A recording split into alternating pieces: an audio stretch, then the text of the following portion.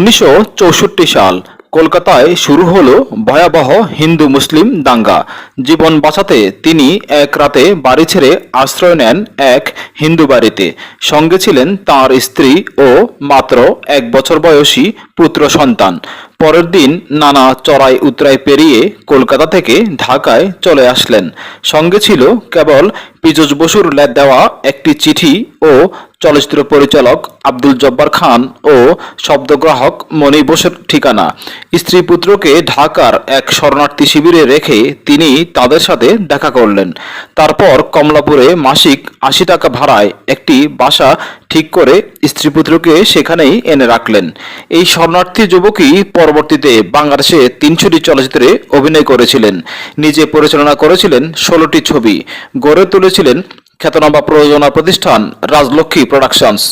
আর নিজে উপাধি পেয়েছিলেন বাংলাদেশের সিনেমার নায়করাজ। রাজ্জাক বাংলা চলচ্চিত্রের নায়করাজ।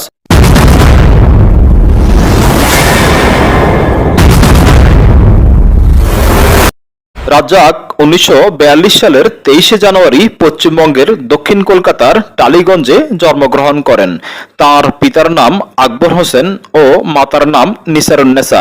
রাজ্জাকরা ছিলেন নাকতলা এলাকার জমিদার। রাজ্জাক কলকাতার বাঁশদ্রোণীর নিকটে খানপুর হাই স্কুলে পড়াশোনা করেছেন। এই স্কুলেই সপ্তম শ্রেণীতে পড়ার সময় সরস্বতী পূজা উপলক্ষে আয়োজিত বিদ্রোহী নামের মঞ্চনাটকে তিনি গ্রামীণ কিশোরের চরিত্রে অভিনয় করে তার অভিনয় জীবন শুরু করেন। অভিনয়ের জন্য 18 বছর বয়সে একবার মুম্বাইও যান রাজ্জাক।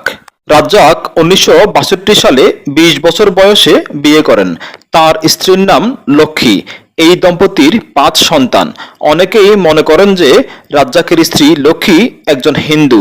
এই প্রসঙ্গে একবার এক পত্রিকায় লক্ষ্মী বলেছিলেন যে অনেকেই আমাকে হিন্দু মনে করেন, আসলে আমার পুরো নাম খায়রুন্নেসা। আমার আব্বা আমাকে আদর করে ডাকতেন লক্ষ্মী বলে, আর এই লক্ষ্মী নামের কারণেই অনেকেই আমাকে হিন্দু মনে করেন। রাজ্জাক বাংলাদেশে আসার পর পরিচালক আব্দুল জব্বার খান, সুভাষ দত্ত, সৈয়দ আওয়াল ও এহতেশাম সহ আরও সব নামকরা পরিচালকদের সাথে দেখা করেন। পরে আব্দুল জব্বার খান 1964 সালে তাকে উজালা সিনেমায় সহকারী পরিচালক হিসেবে কাজ দেন। পরে দ্বিতীয় ছবি পরোয়ানার 80 কাজ শেষ হওয়ার পর তিনি পরিচালকের সহকারীর কাজ ছেড়ে দেন। এরপর রাজ্জাক তৎকালীন পাকিস্তান টেলিভিশনে ঘরোয়া নামের একটি ধারাবাহিক নাটকে অভিনয় করে দর্শকদের কাছে জনপ্রিয়তা পান।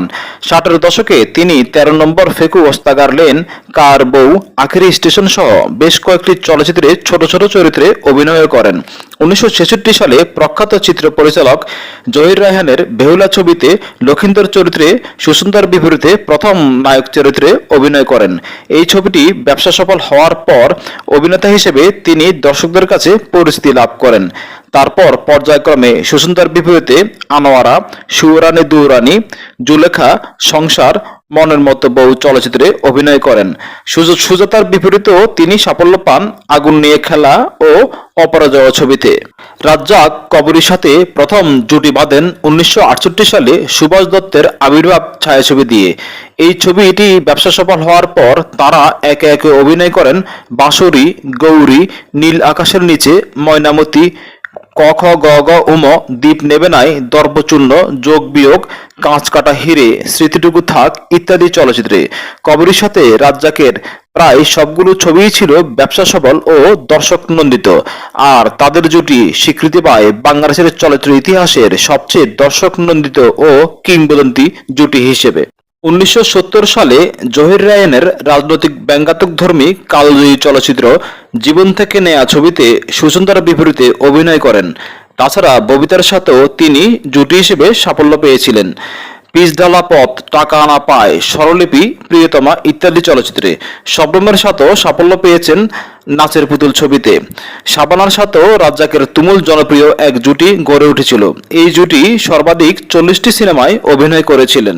রাজ্জাক পরিচালক হিসেবেও যথেষ্ট সফল ছিলেন।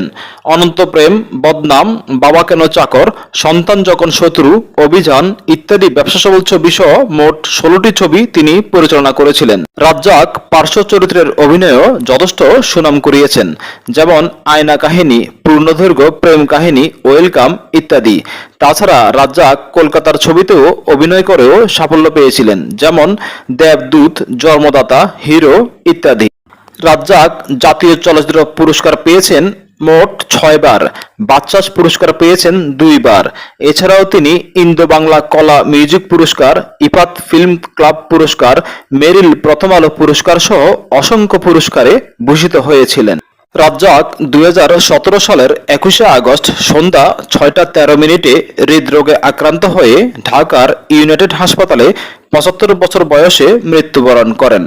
তাকে বনানী কবরস্থানে দাফন করা হয়।